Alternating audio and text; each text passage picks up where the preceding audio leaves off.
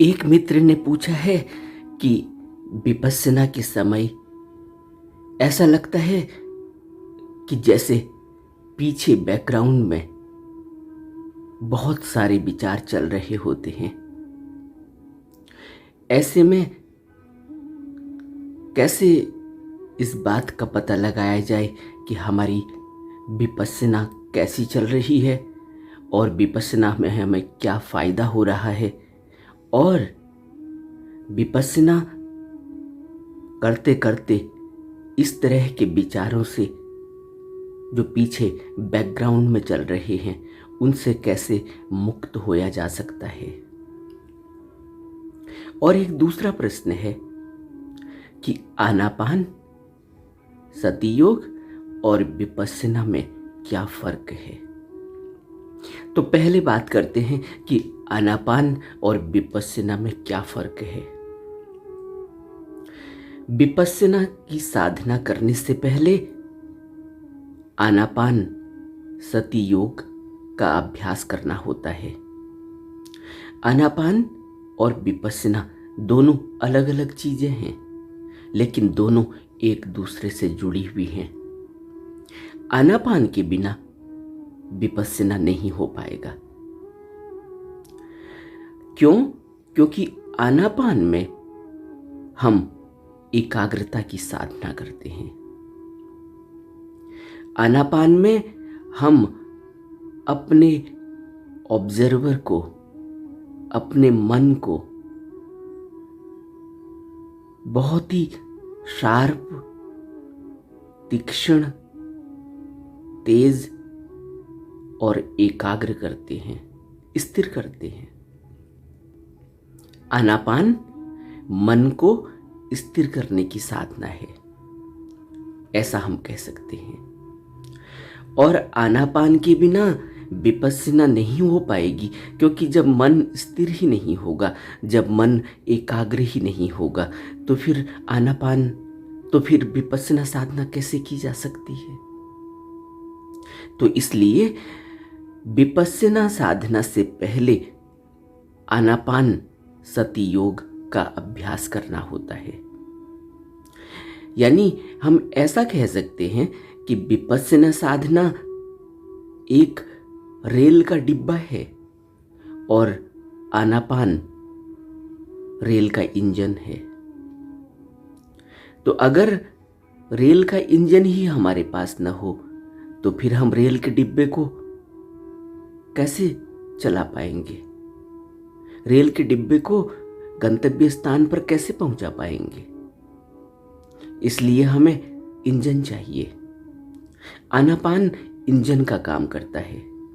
दूसरे शब्दों में कहें कि आनापान ईंधन का काम करता है। अगर हमने स्वर्ण को गलाकर कोई आभूषण बनाना है तो स्वर्ण को गलाने का काम तो ईंधन करेगा।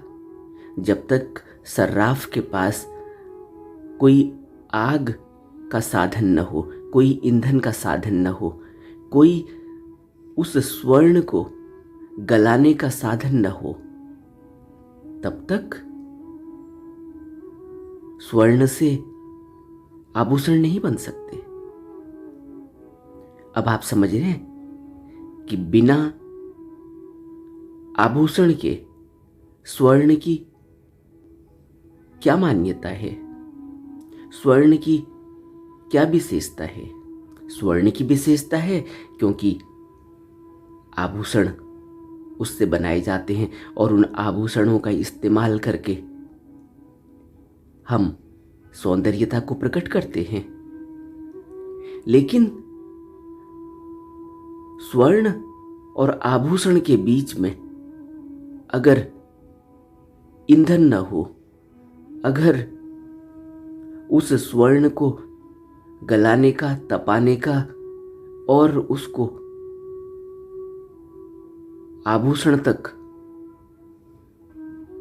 बनाने का इंतजाम न हो, हमारे पास कारीगर न हो, तो फिर आभूषण नहीं बन सकते। फिर उस स्वर्ण की कोई वैल्यू नहीं।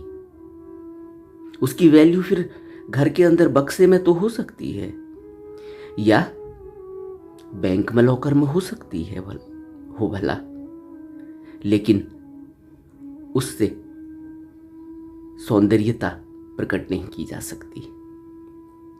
इसी तरह विपश्यना हम तब तक प्रभावशील तरीके से उसका फायदा नहीं ले सकते और अपने इस जीवन को, इस मनुष्य जीवन को हम उस परम लोक की यात्रा तक आगे नहीं बढ़ा सकते जब तक हमारे पास स्थिर मन नहीं होगा। क्योंकि अगर आपने एक बच्चा देखा ना, कोई माँ बच्चे को बाजार में मेला दिखाने ले जाती है और वह बच्चा मेला देखने के बजाय कहीं कोई झूला चल रहा है या कहीं कोई खिलौने बेच रहा है, वो वहीं रुक जाता है। वो कहता है मुझे पहले खिलौना दिलाओ, तब आगे चलेंगे। आप समझ रहे हैं मैं क्या कह रहा हूं? अगर हमारा मन इस तरह से ही कहीं अलग अलग दृश्यों में, अलग अलग वस्तुओं में अटक गया तो फिर हम मेला नहीं देख पाएंगे। मेला देखने के लिए एक स्थिर मन चाहिए जो सभी दुकानों को, जो सभी मेले में चल रही गतिविधियों को अच्छी तरह से देख सके, उसका आनंद ले सके। इसी तरह से हमें आनापान में मन को स्थिर करना होता है ताकि वह अगले कदम पर जब विपश्यना की शुरुआत करे तो फिर वह स्थिर मन से उस विपश्यना को आनंदित तरह से कर सकता है। और आनंदित तरीके से विपश्यना का अर्थ है कि हम विपश्यना के जो 4 प्रकार हैं जिनका हमने पहले उल्लेख किया है, उन चारों विपश्यनाओं को हम बहुत अच्छी तरह से गहराई में घुसकर उसका आनंद ले सकते हैं और अपने जीवन को अपनी आध्यात्मिक यात्रा की तरफ बढ़ा सकते हैं। तो आनापान और विपश्यना एक नहीं है और आनापान के बिना विपश्यना नहीं। इसलिए कहा जाता है कि आनापान एक ऐसी साधना है जिसको आप 24 घंटे कर सकते हो। विपश्यना को तो करने के लिए आपको एक निश्चित समय चाहिए, आपको एक एकांत जगह चाहिए, आपको उसके लिए इंतजाम करना होता है। क्यों? क्योंकि विपश्यना को आप हर जगह नहीं कर सकते, उसके लिए एकांत चाहिए ताकि आप अपने पूरे शरीर का अवलोकन कर पाएं, पूरे शरीर का भ्रमण कर पाएं। कायानुपश्ययी की अगर हम बात करें, और इसी तरह मगर आनापान में आप कहीं भी, जब भी आपको 2 मिनट का टाइम मिले, 5 मिनट का टाइम मिले, आप अपने ऑफिस में अपनी चेयर में बैठे हुए हैं, आपने लंच कर लिया है, अभी 10 मिनट के बाद काम शुरू होगा, 10 मिनट का टाइम अभी लंच ब्रेक में आपके पास है जो आप फायदा उठा सकते हैं। आप चेयर में बैठ गए और अपने को छोड़ दिया और अपनी सांसों को आप एक दृष्टा भाव से देखने लगे। इस दृष्टा भाव से सांसों को देखने से आप अपनी तरफ से कुछ भी नहीं कर रहे हैं, आप रुक गए, यानी मन रुक गया। अब मन सिर्फ देख रहा है कि इस शरीर में सांस ली जा रही है और सांस छोड़ी जा रही है, और जब सांस ली जा रही है तो नाक के रास्ते वह सांस अंदर जा रही है और अंदर जिस भी अंग को प्रभावित कर रही है, उसके बाद फिर थोड़ा सा रुकती है, एक पल को ठहराव है, फिर वापसी सांस बाहर आती है और बाहर आते समय नाक में गर्म हवा महसूस होती है और सांस बाहर आ जाती है। यह सब हम दृष्टा भाव से महसूस कर रहे होते, लेकिन हम कुछ कर नहीं रहे होते। यानी हमारे मन ने अब कोई भी दौड़ भाग करनी बंद कर दी, हम रुक गए। जब यह मन रुकने लगेगा तभी हम कार्यकलाप, जो दूसरा कार्य है विपश्यना, वह कर पाएंगे। और जब मन रुकने लगेगा तो लंच ब्रेक के बाद जब हम दोबारा काम पर लौटेंगे तो आप खुद ही पाएंगे कि आपका मन अब कितना शांत है और अब आप जो भी कार्य कर रहे हैं उसमें आप रुक गए, पूरी तरह से तल्लीन हो गए। इसलिए जिस भी व्यक्ति ने आनापान सति योग की साधना अच्छे से कर ली, उस व्यक्ति का दोनों लोक, यह भवलोक भी, यह कर्म लोक भी और परम लोक भी, दोनों ही सुधर जाता है।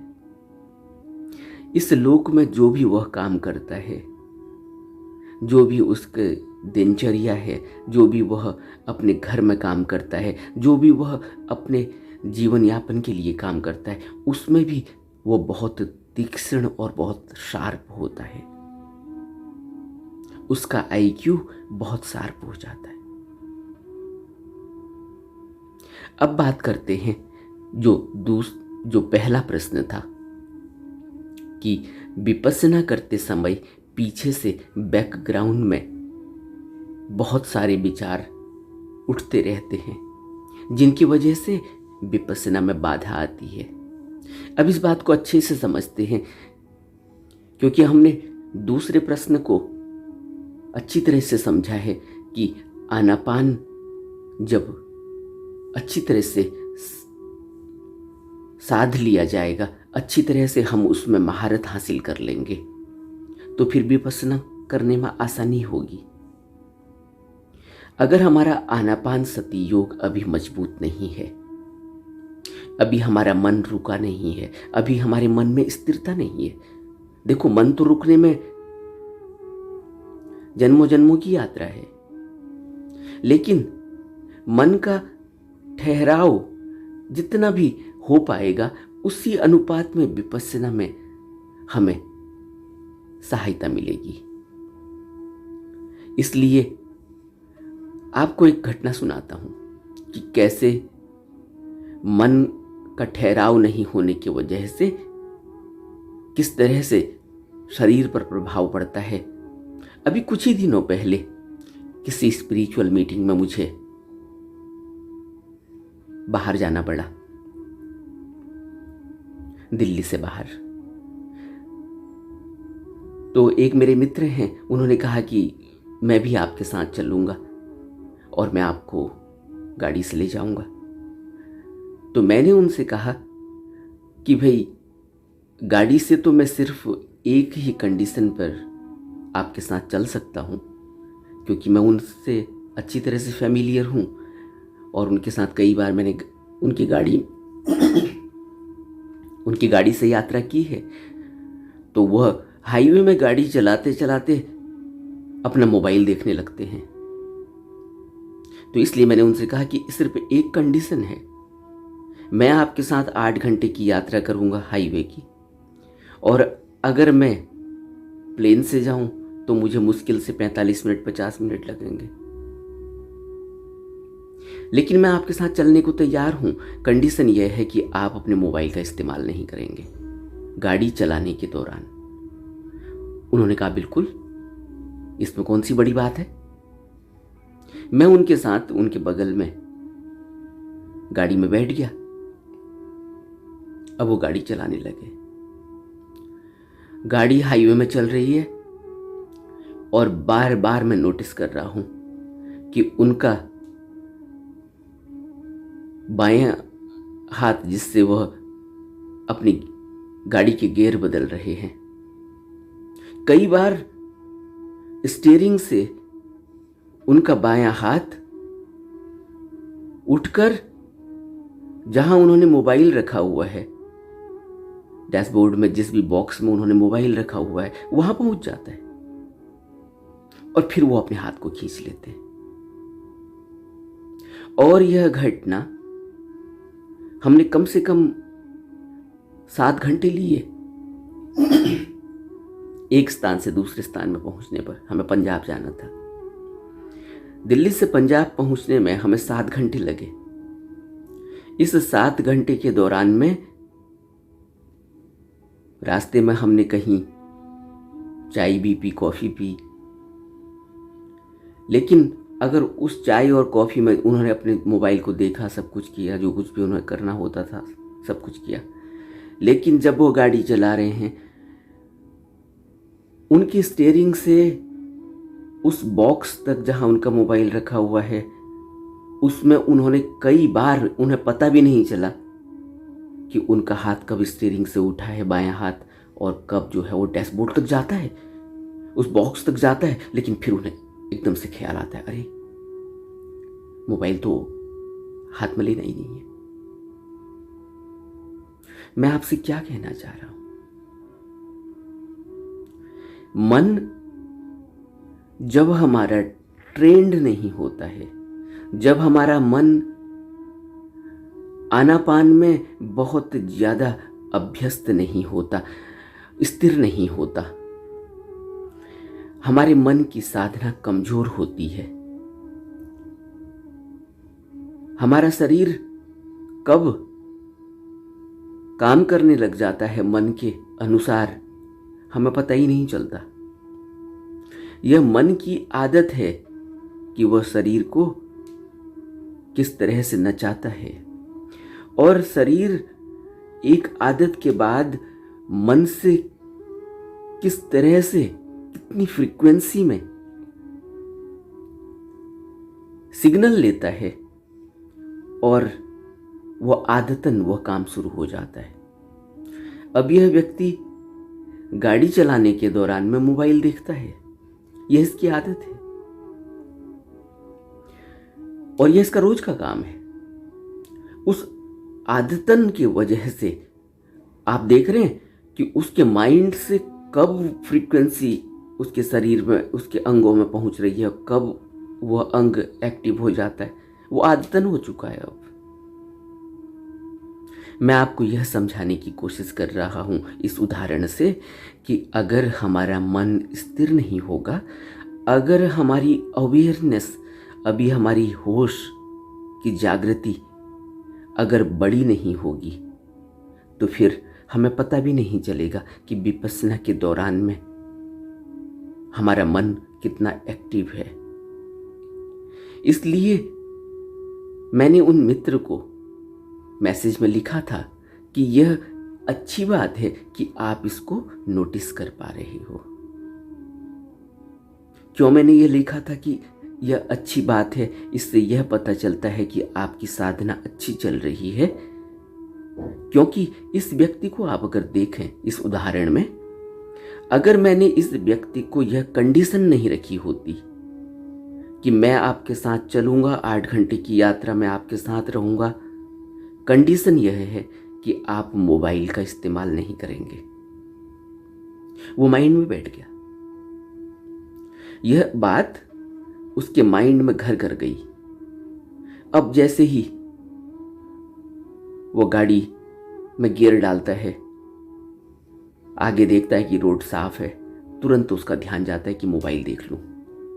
फिर वो जो कंडीशन डाली हुई है, वो कंडीशन माइंड क्लिक करता है। आप समझ रहे हो यह काम अंदर ही अंदर कैसे चल रहा है? यह मैकेनिक्स क्या है? मनुष्य की जो पूरी बनावट है, यह बहुत ही जटिल है और यह बहुत ही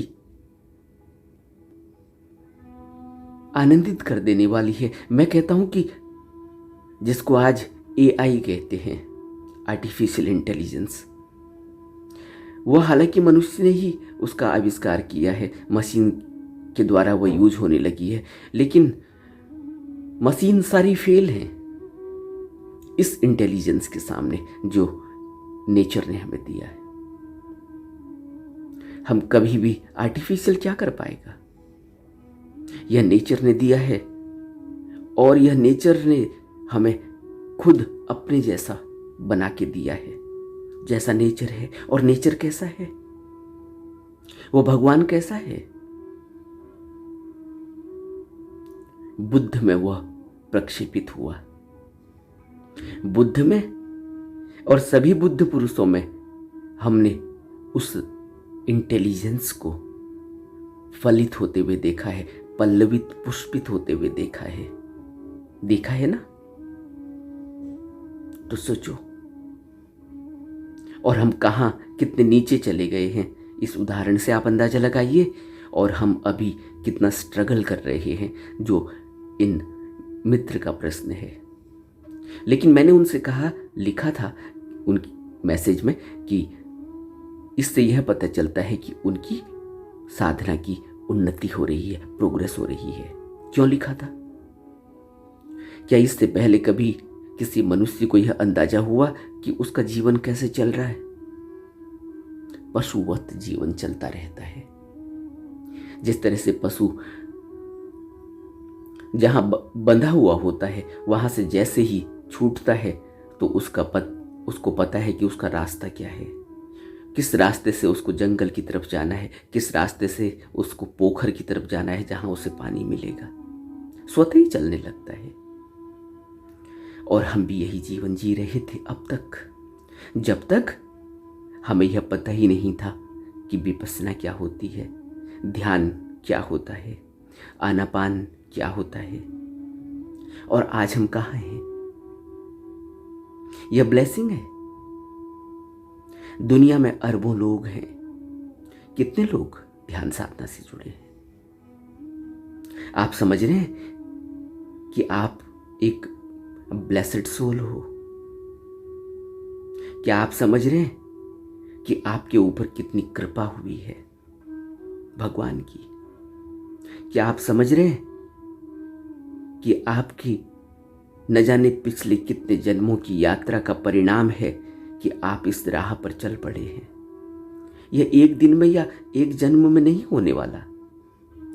कई जन्मों की यात्रा के बाद ऐसा रुझान बनता है कि मनुष्य आध्यात्म की तरफ बढ़ता है, किसी बुद्ध पुरुष की खोज करता है, किसी बुद्ध पुरुष के वचनों को अपने जीवन में उतारने की कोशिश करता है। इसी दुनिया में हम रह रहे हैं ना, और इस दुनिया में कैसी आग लगी हुई है। इस दुनिया में क्या क्या नहीं हो रहा है। जब कानों में पड़ती है तो रोंगटे खड़े हो जाते हैं। और हमारे को इतनी ब्लेसिंग मिली हुई है, तो हमारी प्रोग्रेस का यह एक रिपोर्ट कार्ड है। अगर आप यह देख पा रहे हैं कि पीछे से बैकग्राउंड में विचार चल रहे हैं, तो यह रिपोर्ट कार्ड है। और इसमें आपको कुछ मार्क्स मिले हैं। और जो बच्चा स्कूल नहीं जाता, या जो बच्चा स्कूल जाता है और एग्जाम नहीं देता, उसको क्या मिलता है? आपने देखे ना ऐसे बच्चों के बारे में आपने सुना है। हो सकता है कि कभी यह घटना आपके नॉलेज में भी आई हो कि एक बच्चे ने साल भर मेहनत करी, लेकिन उसने एग्जाम नहीं दिया, उसकी तबीयत खराब हो गई। जब रिपोर्ट कार्ड बना तो रिपोर्ट कार्ड सब बच्चों का बना। अगर उस स्कूल में 5,000 बच्चे पढ़ते हैं या 10,000 बच्चे पढ़ते हैं, सबका रिपोर्ट कार्ड बना, सबको कुछ न कुछ मार्क्स मिले क्योंकि सबने एग्जाम दिए। लेकिन जिस बच्चे ने एग्जाम नहीं दिया था उसका भी रिपोर्ट कार्ड बना, लेकिन उसके रिपोर्ट कार्ड में 0 के अलावा कुछ भी नहीं था। यह 0 किसको मिला है? यह जीरो उसको मिला है जिसने अभी आनापान किया ही नहीं। यह जीरो उसको मिला है जिसने विपस्सना की ही नहीं, जिसको अभी तक पता ही नहीं कि आध्यात्म होता क्या है। आप सौभाग्यशाली हैं, आप भाग्यशाली हैं कि आप विपस्सना की तरफ आपने कदम बढ़ाया और आप अपने विचारों को देख पा रहे हैं। मैंने भी बताया ना आपको, इस उदाहरण में जो मैंने आपको बताया है, अगर मैं इस व्यक्ति के नॉलेज में, उसके मन में यह बात नहीं डालूं, यह सेंटेंस नहीं डालूं कि मैं आपके साथ तब चलूंगा जब आप मोबाइल का इस्तेमाल नहीं करेंगे, इतनी सी बात से उसकी पूरी आदत ब्रेक हो गई। आप देख रहे कितना बड़ा चेंज हुआ। इससे भी बड़ा चेंज आपकी जिंदगी में घट रहा है, क्योंकि जीवन अनंत जन्मों से यहां है, कल्पों से यहां है। और कल्प क्या होता है इसको हमने इससे पहले के कई वीडियोस में इस बात पर विचार किया है। बुद्ध ने हमें कल्प को एक उदाहरण से समझाने की कोशिश की है। और एक मोबाइल को 2 साल, 5 साल, 10 साल से कोई आदमी इस्तेमाल कर रहा है और साथ में गाड़ी चला रहा है, उसके अंदर जब ऐसी आदत पैदा हो सकती है कि वो 120, 100 की स्पीड में गाड़ी चलाता है और आसानी से मोबाइल देख लेता है, मैसेज भेज देता है, और हम अनंत जन्मों से, कल्पों से यहाँ कर्मों पर कर्म लगाए जा रहे हैं और हमने कभी अपने मन को देखा नहीं, अपने मन की स्थिरता पर हमारा कोई ध्यान नहीं। अब तक हमने आनापान किया नहीं, किया भी हो भला कुछ जन्मों से, तभी तो आज हम आनापान, विपस्सना, ध्यान, बुद्ध पुरुष इनके पीछे लगे हैं। लेकिन कल्पों से हम यहाँ हैं और कल्पों से हमने मन को दौड़ाया। तो आप क्या सोचते हैं कि पीछे बैकग्राउंड में विचार उठ रहे हैं और आपको दिखाई दे रहे हैं, और आप यह कहते हैं कि लगता है कि प्रोग्रेस नहीं हो रही। और मैं आपको कहता हूं कि मैंने सिर्फ एक सेंटेंस का इस्तेमाल किया कि मैं आपके साथ गाड़ी में तब चलूंगा जब आप मोबाइल का इस्तेमाल नहीं करेंगे, और 7 घंटे में ही और नेक्स्ट मोमेंट में ही जैसे ही वो गाड़ी हाईवे में पहुंची और उसने चौथा गियर डाला और गाड़ी अपने आप चलने लगी, स्पीड पकड़ ली और आगे सब कुछ खाली है, वह उसकी रोज की आदत है कि वह तुरंत मोबाइल को लपकता है। लेकिन ब्रेक लग गया एकदम। क्या हुआ? आप इस गहराई को समझ रहे हैं? तब आप यह भी समझेंगे कि आपकी उन्नति कितनी हो चुकी है। विपस्सना करते करते आपकी उन्नति कितनी हो चुकी है, अब आप इस बात का भी रिपोर्ट कार्ड आपको अब खुद मिल जाएगा, मिल गया है। आप विपस्सना करते रहिए और विचारों को ऐसे ही देखते रहिए दूर से, उन विचारों के साथ मत जाइएगा। और हम चले जाते हैं, क्यों? क्योंकि अभी हम बहुत कच्चे हैं, लेकिन फिर लौट के आ जाएंगे तो फिर विपस्सना को शुरू कर देंगे। ऐसा बार बार होगा, बार बार लौट के आइए, बार बार विपस्सना को फिर से शुरू कर दीजिए वहीं से जहां से आप विचारों में चले गए थे। कोई विचार आपको ले गया, 5 मिनट ले गया, 10 मिनट ले गया। कई बार शुरुआत में ऐसा भी होगा, जो लोग ओवर थिंकिंग वाले हैं, ओवर थिंक करते हैं, जो लोग थोड़े से लो माइंड वाले हैं, लो फीलिंग वाले हैं, जिनको थोड़ा सा जो थोड़ा सा लो हो गए हैं, जो थोड़ा सा डिप्रेस हो गए हैं, वह लोग जब विचार में चले जाते हैं तो बहुत लंबे चले जाते हैं। लेकिन कोई भी घबराने की बात नहीं है। बुद्ध ने तो कहा है कि विपस्सना करते करते ही जीवन कब निर्वाण तक पहुंच गया पता भी नहीं चलता है। इसलिए अंतिम सांस तक साधना करनी होती है, ध्यान करना होता है। तो ऐसा नहीं है कि अगर आप आधे घंटे के लिए किसी विचार में चले गए तो आप ठीक आदमी नहीं हैं। विपश्यना के लायक नहीं है। विपश्यना तो सबके लिए है, क्योंकि विपश्यना ही एकमात्र सहारा है, क्योंकि ध्यान ही एकमात्र सहारा है। अब हमें अपने निज घर जाने का, जो हमारा घर है, जहां से हम आए हैं, ऐसा कह लें, कहने का ढंग है यह। परमलोक, जिसको बुद्ध ने कहा शून्य, कुछ नहीं है, सब उस शून्य से उठता है, सब उस शून्य में समा जाता है। उस शून्य तक पहुंचने के लिए विपश्यना ही एकमात्र सहारा है और सबके लिए है। कोई ऐसी बात नहीं कि किसी आदमी का थोड़ा सा मन तेज हो गया, मन ज़्यादा भाग रहा है, किसी आदमी का मन कम भाग रहा है, सब बराबर है। क्योंकि अनंत जन्मों की यात्रा है और अनंत जन्मों में 19-20 का फर्क हो सकता है। सब ने सब कुछ किया हुआ है। जो आप हीनियस देखते हो ना, हीनियस क्राइम आज की डेट में, वो हम करके आए हुए हैं। इतना ऐसा नहीं मत समझना कि हम आज सफ़ेद कपड़े पहन के अपने को बहुत ही एकदम साधु समझ रहे हैं। हमने सब किया है। वो हम ही थे जिन्होंने बुद्ध को गाली दी है। यह श्रृंखला बुद्धों की अनंत जन्मों की है और अनंत जन्मों से हम भी हैं। और हम न जाने कितनी बार बुद्ध के नज़दीक गए, लेकिन हमें लगा नहीं ढोंगी है। जो आज हम कहते हैं ना, बड़ी आसानी से कह देते हैं, मुंह से निकल जाता है। क्यों? क्योंकि आदत है, अनंत जन्मों की आदत है। इसलिए विपश्यना करते रहें। 5 मिनट अगर चले जाते हैं उन विचारों में, फिर लौट कर आ जाएं। आधे घंटे चले जाते हैं, फिर लौट कर आ जाएं। या आधे घंटे और 1 घंटे भी चले जाते हैं तो फिर भी लौट कर आ जाएं। और यह न सोचें कि आपने कुछ नहीं किया। मैं आपको दावे से कहता हूं कि जो आप 1 घंटे अपने विचारों में चले गए थे विपश्यना करते करते या आनापान करते करते, एक दिन ऐसा आएगा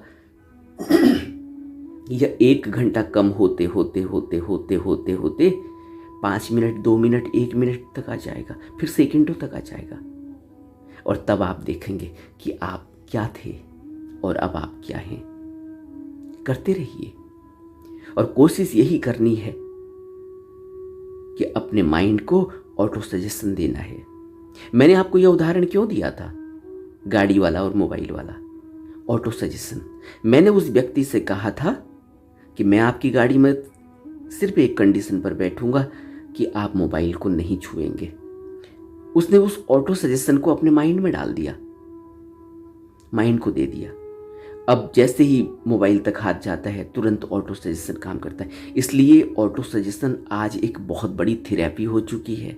आपको पता है, जो लोग ओवर थिंकिंग में चले गए हैं, डिप्रेशन में चले गए हैं, या जो लोग सेल्फ इम्प्रूवमेंट करना चाहते हैं अपना, जिन लोगों के अंदर सेल्फ इम्प्रूव करने की, सेल्फ हीलिंग करने की क्षमता जिन्होंने अपने अंदर विकसित की है, वो क्या करते हैं? वो ऑटो सजेशन का काम करते हैं। और ऑटो सजेशन आज से ही नहीं है, जब से भी मनुष्य आया होगा तभी से है। आपने देखा ना, हम सभी ने टेलीविज़न पर देखा है, बचपन में देखा होगा। अब हम शायद टेलीविज़न न भी देखते हों, जैसे मैं नहीं देखता। लेकिन जब बचपन में, जब हम स्कूल में पढ़ते थे, कॉलेज में पढ़ते थे, आपने देखा ना लॉन टेनिस। मुझे तो लॉन टेनिस का बहुत शौक था और मैं लॉन टेनिस देखा करता था। और लॉन टेनिस में क्या होता है, आपने कभी देखा होगा स्टेफी ग्राफ को, आपने कभी देखा होगा बोरिस बेकर को, आपने कभी देखा होगा। आज की डेट में अगर बात करें तो नडाल हैं, रोजर फेडरर हैं। अब तो मैं नहीं देखता, लेकिन कभी समाचार पत्रों में या कभी वैसे कानों में आवाज़ पड़ती है। ये इन लोगों को कभी देखें आप, अगर देखते हो, या इन लोगों को कभी आप समझने की कोशिश करेंगे तो आप देखेंगे कि यह एक सोलो स्पोर्ट्स है जो एक आदमी खेलता है या 2 आदमी खेलते हैं। और वह आदमी सेल्फ कैसे वो ऑटो सजेशन देता है अपने को, उस समय जिस समय वह या तो बहुत अच्छा कर रहा होता है, तब भी देखो मुंह से कैसे आवाज निकलती है। मार्टिना हिंगिस थी कोई जमाने में, बहुत पुरानी बात है, और वह मुंह से इतनी आवाज निकालती थी कि कई बार तो उसको वार्निंग देनी पड़ती थी क्यों? क्योंकि एक अंदर से एक आवाज़ उठती है, बाहर निकलती है, एक मनोबल बढ़ता है, आत्मबल बढ़ता है। और जब ऑटो सजेशन देते हैं, किस तरह से वो उनके उनके आप एक्सप्रेशन देखते हैं, किसी भी स्पोर्ट्स में देखें, और में ही देख लें, क्रिकेट में ही देख लें, आपने देखा होगा हाई फाई करते हैं। जब कुछ अच्छा होता है तो अपने बल्ले को ऊपर करेंगे, कुछ करेंगे। ये हम खुद करते हैं अपने, जब हम खेला करते थे बचपन में, हम खुद करते थे। ये ऑटो सजेशन कितना काम करता है मनुष्य की जिंदगी में। इसलिए कभी भी ऐसा न सोचें कि आप कुछ नहीं कर रहे हैं। ऑटो सजेशन एक बहुत बड़ा सहारा है सेल्फ हीलिंग के लिए। आप करते रहें और खुद ही आप देखेंगे कि आपके जीवन में कितना बदलाव आ गया है। आप अपने साथ साथ कितने लोगों को और उनका भला करते हैं, कितने और लोगों की समस्याओं का समाधान करते हैं, कितने और लोगों की आदतों से उनको मुक्त कर देते हैं। आप कितना बड़ा दान दे रहे हैं इस समाज को। करते रहिए और आगे बढ़ते रहिए।